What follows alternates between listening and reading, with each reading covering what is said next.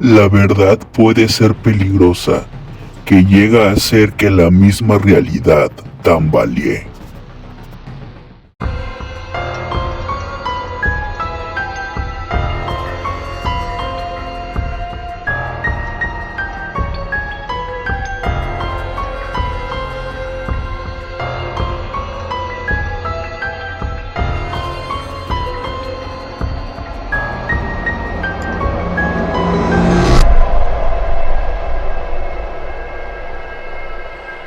Buenas noches, criaturas de la noche, sean bienvenidos a su canal Qué Horror Leer, canal dedicado a reseñas de novelas, cuentos de terror, misterio, fantasía, ciencia ficción y uno que otro género que de repente se cruza en nuestro camino. Mi nombre es Román Hernández y vamos empezando con el especial de Mexicanos al Grito de Terror, porque llegamos a esa fecha del año en que aquí los mexicanos se disfrazan de mexicanos para celebrar una noche mexicana, que eso es en pues cualquier época del año aquí en México.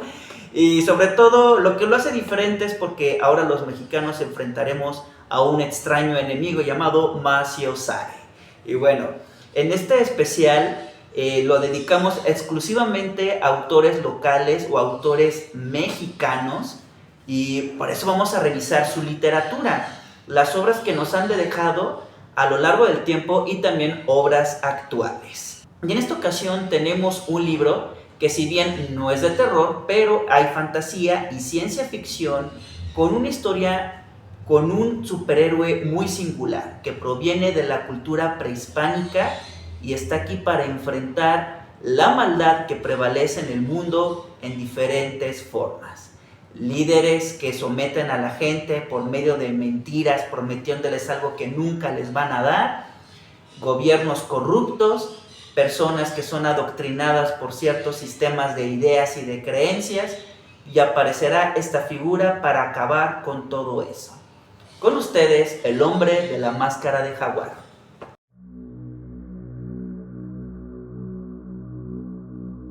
Omar Tadeo nos trae un libro que trata de diferentes relatos que tienen en común la figura del hombre de la máscara de jaguar. Un hombre que por su máscara es confundido por una criatura diabólica, que los hombres lo confunden con una especie de espíritu diabólico, pero que en realidad esa máscara que aparentemente les da esa figura, pero nada que ver con este tipo de criatura, sino más bien se considera un demonio, pero no malvado, sino un demonio que trata de transmitir sabiduría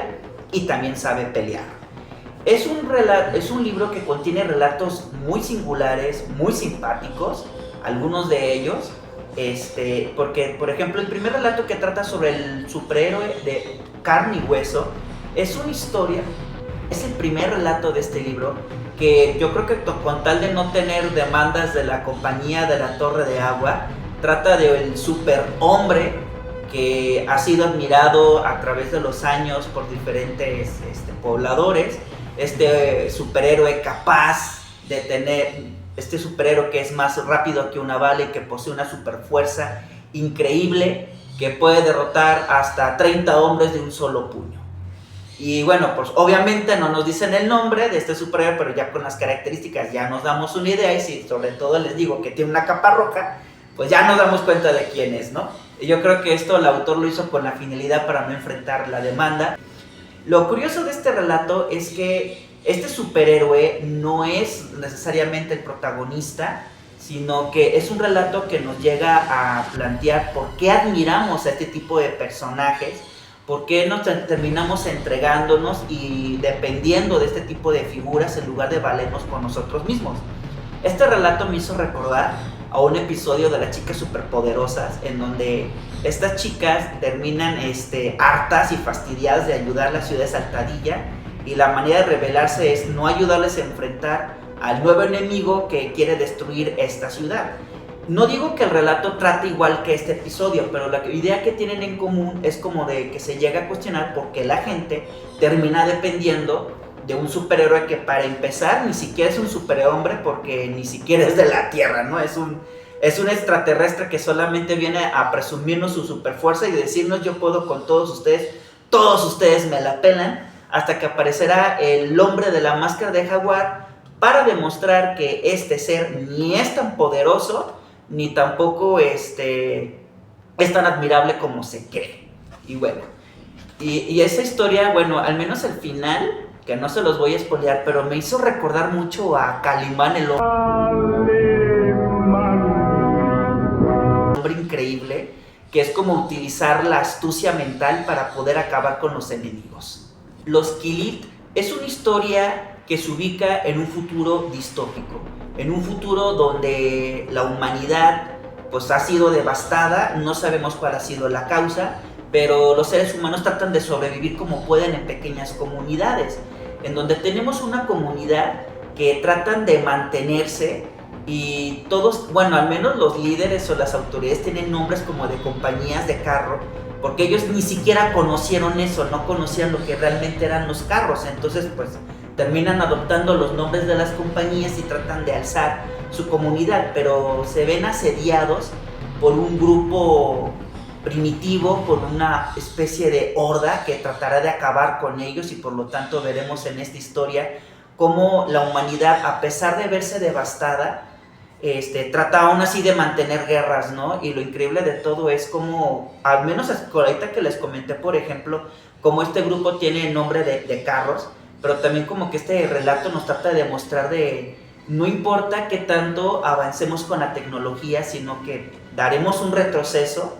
a pesar de estos avances, y ese retroceso consiste precisamente en cómo se hacen guerras, se hacen actos terroristas, a pesar de todo el conocimiento que se posee en la actualidad. Por orden del Espíritu Santo es otro relato que nos habla de una comunidad que es sometida por un culto religioso, pero los que forman parte de este culto no se ven sometidos, sino que ven al líder de este culto como una especie de patriarca que hay que seguir porque representa el mensaje de una deidad y hay que seguirlo ciegamente. Es un relato que termina criticando los cultos religiosos. Es más, en este relato no te dice qué religión es la que aparece aquí, pero la historia es como que trata de hacernos reflexionar y cuestionar también como, por ejemplo, este tipo de comunidades que son dirigidas por cultos religiosos, y no solamente comunidades, sino hasta toda una nación, ¿no? En donde se nos cuestiona cómo, con tal de buscar protección y seguridad, terminamos cayendo en este tipo de cultos y entregándonos completamente a la doctrina de un supuesto líder que nos va a decir qué tenemos que hacer para con tal de seguir adelante. Y obviamente también cómo este tipo de cultos, así como ofrecen seguridad y protección, pero en realidad el precio a pagar es el hecho de permitir ser abusado y cómo ser esclavizado, pero siendo feliz, ¿no? Siendo contento, sabiendo como, mira, ya estoy cumpliendo, voy a alcanzar la gloria eterna, pero pues en vida estás entregándote cuerpo y alma a este tipo de sistemas que saben cómo convencer a la gente ingenua para que se entreguen, y no solamente ingenua, también gente inteligente, cómo terminan haciéndoles un lavado de cerebro para que formen parte de este culto. El Redentor es una historia también de ciencia ficción y también de superhéroes, en donde veremos cómo aparece una extraña figura, una nave ovoide, o mejor dicho, con forma de huevo, que aparece encima de la catedral destruyéndola con todos sus feligreses. Yo creo que esa es una de mis escenas favoritas, ver cómo la iglesia queda reducida en añicos y ver que esta especie de huevo, que no sabemos por qué está ahí, pero tienen jaque a todas las autoridades, al ejército, a los políticos, a la policía, y tratarán de acabar con esta figura que representa una amenaza. Digo, si fue capaz de destruir una iglesia con todo y oradores y con todo y sacerdotes, que no es capaz de hacer otras cosas. Y bueno, pues también aquí aparecerá el hombre jaguar, también interviniendo, pero lo curioso de este relato es como la amenaza no solamente es el huevo, sino una misteriosa mujer dispuesta a acabar con la humanidad, pero no es como la típica villana de, nomás los voy a destruir nomás porque me caen mal, sino porque te da argumentos de por qué es necesario que la humanidad deba de existir, a pesar de que han cometido actos terroristas, han cometido abusos, han destruido la naturaleza, y es como decir, ¿por qué los tengo que dejar con vida a todos ustedes y vean todo lo que han cometido? Bueno, es lo que nos invita en este relato. Y tenemos otro relato que se llama El Secreto Rojo. Es un relato que reúne elementos de otras historias tanto de los hermanos Grimm como de autores clásicos. Por ejemplo, la línea principal es Caperucita Roja, en una comunidad que es dirigida por líderes religiosos, en donde obviamente, al igual como por orden del Espíritu Santo, le dicen qué es lo que tienen que hacer para salvarse. Y obviamente el miedo sirve para poder hacer que la gente se entregue a este tipo de cultos. El problema es que hay una criatura acechando en el bosque y aparece una chica, que es la protagonista de esta historia, que tratará de llevar medicamentos a su abuela. Ya sabemos, es como la historia de Caperucita Roja, elementos del Mago de Oz, y también con elementos siniestros que tienen que ver con las historias de terror, en este caso con una criatura, un licántropo, que está acechando en el pueblo, acechando en el bosque, y que parece ser que esta joven de la capa roja será víctima o enfrentará a esta criatura. La fábrica de Mictlantecuhtli es un relato que nos narra como si fuera un pasaje onírico, todo como si estuviera ocurriendo dentro de un sueño, en donde el protagonista es guiado por una misteriosa mujer después de que éste sufre un incidente con su auto, y es conducido a una hacienda muy antigua, en donde conocerá personajes de diferentes épocas, pero sobre todo el despertar de los dioses mayas. Deshaciendo el mundo es una historia con elementos de horror lovecraftiano, ya que el protagonista, que nunca nos revela su nombre, comenzará a relatarnos que él era un antropólogo que está investigando sobre el pueblo prehispánico, el México antiguo, y comienza a arrojar interrogantes de la verdadera razón por la que los españoles acabaron con la ciudad de Tenochtitlan. Más allá de los libros de historia que siempre nos planteaban que los españoles estaban aterrorizados por el hecho de ver cómo el pueblo azteca realizaban sacrificios, acababan con otros pueblos, adoraban a diferentes dioses por medio de la muerte y la sangre, pero este personaje nos asegura que en realidad eso no fueron los motivos, ya que en los libros de historia siempre nos pintan al pueblo prehispánico como salvajes, como primitivos, cuando en realidad ellos ya tenían un sistema de economía, tenían ciencia, matemáticas, gastronomía también, entonces hasta astronomía, pues, o sea, tenían todo un sistema realmente gobernado como si fuera una ciudad avanzada. Pero esto no es como la razón por la que los españoles hayan acabado con ellos. Pareciera que tiene que ver con algo más oscuro, algo más siniestro, que ocultaba el pueblo prehispánico, que pareciera que los españoles reaccionaron con miedo y por esa razón decidieron acabar. Y si quieren saber de eso, tendrían que leer este relato. Diálogos con un demonio jaguar es el penúltimo relato, que no fue de mis favoritos, en donde un periodista se deja capturar para poder llegar a otro prisionero que se mantiene oculto en el sótano de una iglesia. Una criatura que ha sido confundida con un ser diabólico, y se tratará del demonio de la máscara de jaguar. Y este periodista lleva a cabo todo este plan para poder entrevistar a esta criatura y saber cuáles son las verdaderas intenciones y por qué está encerrado ahí. Y por lo tanto la historia se desarrolla en una especie de diálogo filosófico, en donde este demonio cuestionará las creencias, muy método socrático, al periodista para hacerlo convencer por qué tienen que acabar con el mundo. Algo parecido como en el relato de El Redentor, así como dando argumentos de por qué la humanidad tiene que existir. El relato me incomodó, no por las ideas que dice el demonio, de que cuestiona todo esto, sino porque tiene muchas contradicciones esta historia. De hecho, tiene momentos o escenas muy, ¿cómo puedo decirlo? Pues como muy ingenuas, porque hasta el final se me hizo muy mediocre. Por ejemplo, este demonio jaguar le cuestiona al periodista por qué los seres humanos, con tal de sentirse protegidos o por buscar la protección, terminan sometiéndose a otros, en este caso a líderes religiosos o políticos. Y al mismo tiempo este demonio termina también como una forma de verse como muy paternal, de decirle: mira, tú estás mal por esto, por aquello, pero yo te voy a decir qué es lo que tienes que hacer, yo soy la verdad. Ya desde el hecho de que se postula como la verdad, de que yo te voy a incomodar, desde ahí ya se me hace una cosa bien jodida, porque está muy paradójico, por la cuestión de, bueno, tú le haces caso a los demás, pero tú tienes que hacer lo que yo te diga. Entonces como que dices, ¿qué pedo con eso, no? ¿Qué onda con esta idea que termina cayendo como muy contradictoria Digo, porque al menos Sócrates pues sí les hacía cuestionar las creencias de las personas para que generaran su propio criterio. Pero el pedo es de que este ser, este demonio jaguar, está más bien como imponiendo sus ideas y diciendo, tú tienes que hacer esto, o tienes que creerme porque yo soy la verdad y tienes que hacer lo que yo te diga. Y aquí el amor ni siquiera es verdad, tú tienes que entrenar tu cuerpo, tenemos que ser guerreros, porque si no eres un guerrero vas a dejar que otros hagan las cosas por ti.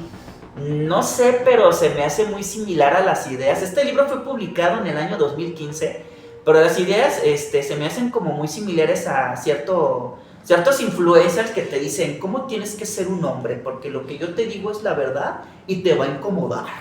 O sea, y ahí empieza todo el adoctrinamiento, ¿no? Yo sé que es una historia ficticia, pero pareciera como que las ideas no están bien planteadas y yo me quedé con la idea de que este cabrón, el demonio jaguar, iba a hacer algo porque, digo, estaba capturado en esta escena. Se trata de un ser supuestamente inteligentemente superior y con una fuerza y está encerrado en una celda. Yo pensé, bueno, tal vez se dejó encerrar porque va a llevar a cabo algún plan para acabar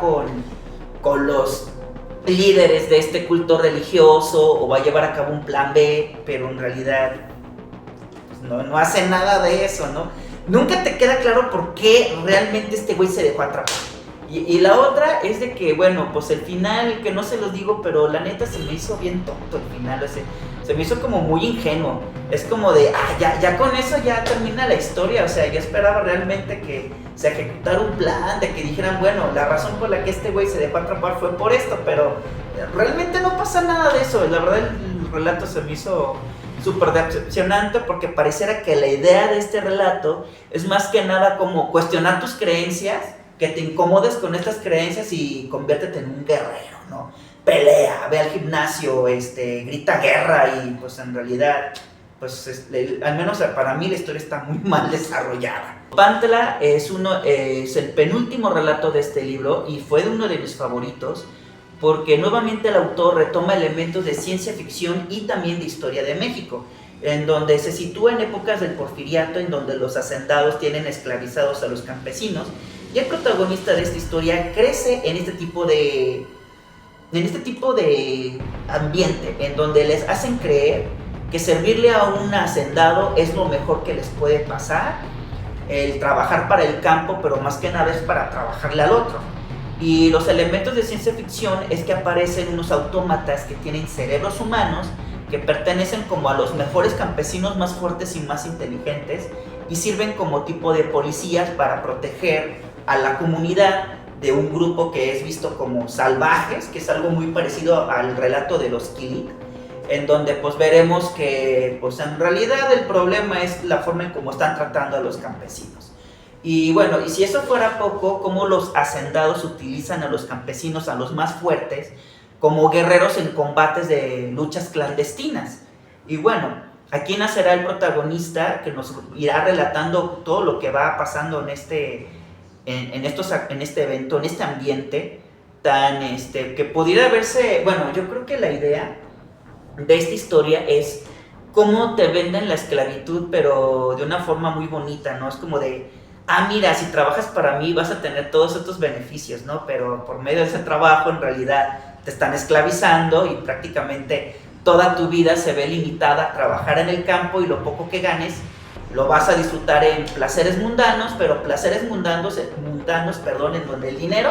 va a terminar regresando al patrón. Entonces es una forma de explotación bien canija. Y llegamos al último relato, que se llama El Camino al Sol, que tratará de una deidad femenina que representa a la diosa de la paz, que es resguardada y trata de protegerla porque existen enemigos que quieran acabar con ella.